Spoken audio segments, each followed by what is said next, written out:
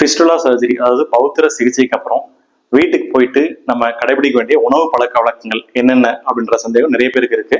அதை பத்தி தான் நம்ம இந்த காணொலியில் பார்க்க போறோம். வணக்கம், நான் doctor Anand, surgical oncologist and laparoscopy surgeon.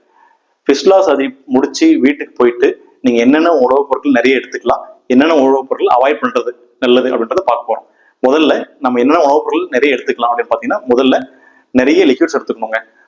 இளநீ, ஜூஸ், மோர், தண்ணி இதெல்லாம் நிறைய எடுக்கிறதுனால என்ன ஆகும்னா கான்ஸ்டிபேஷன், மலச்சிக்கல் அவாய்ட் ஆகும். ஸோ மோஷன் ஃப்ரீயா போகும், வலியோ எரிச்சலோ இருக்காது.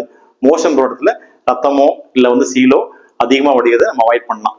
இந்த லிக்விட்ஸை பார்த்தீங்கன்னா பால் நீங்க கொஞ்சம் அவாய்ட் பண்ணிக்கிறது நல்லது. ஏன்னா பால் நிறைய எடுத்தீங்கன்னா மலச்சிக்கல் வரும். ஸோ பாலை தவிர மற்ற டைப் ஆஃப் லிக்விட் டயட் நிறைய எடுத்துக்கணும். ரெண்டாவது பார்த்தீங்கன்னா ஃப்ரூட்ஸ். ஸோ மோஸ்ட்லி நிறைய ஃப்ரூட்ஸ்ல உங்களுக்கு ஃபைபர் கண்டென்ட் அதிகமாக இருக்கும். ஸோ கண்டிப்பாக எல்லாமே நல்லது தான். அதில் மெயினாக பார்த்தீங்க அப்படின்னா வாழைப்பழம், அதே மாதிரி பப்பாளி பழம், கொய்யாப்பழம் இதெல்லாம் நிறைய எடுத்துக்கிட்டீங்கன்னா மலச்சிக்கல் வராமல் இருக்கும், புண்ணு ஆறுறதும் நல்லா இருக்கும். வெஜிடபிள்ஸ்ல பார்த்தீங்கன்னா எல்லா வகையான நாட்டு காய்களும் எடுத்துக்கலாம். ஸோ நாட்டு காய்கள் எல்லாத்துலயுமே பார்த்தீங்கன்னா உங்களுக்கு நிறைய நார் சத்து இருக்கு. அதனால ரொம்ப ரொம்ப நல்லது. முட்டை எடுத்துக்கலாம் அப்படின்ற சந்தேகம் நிறைய பேர் கேட்பாங்க. ஏன்னா சர்ஜரிக்கு அட்மிட் ஆயிருப்பாங்க, சர்ஜரிக்கு அப்புறம் 3-4 days ஹாஸ்பிட்டல் இருப்பாங்க, ஏதாச்சும் ஒரு நான்வெஜ் சாப்பிடணும்னு தோணும், அதனால முட்டை சாப்பிடணுமான்னு கேட்பாங்க. கட்டாயம் முட்டை சாப்பிடலாம். ஏன்னா முட்டையில பெரிய அளவுக்கு மலச்சிக்கல் வராது. அதே மாதிரி முட்டையில் நிறைய ப்ரோட்டீன் கண்டென்ட்ஸ் இருக்கனால wound healing பெட்டரா இருக்கும். இது ஒரு பக்கம். ரெண்டாவது, எந்தெந்த உணவுப் பொருட்கள் கண்டிப்பா அவாய்ட் பண்ணணும் அப்படின்றத பார்ப்போம்.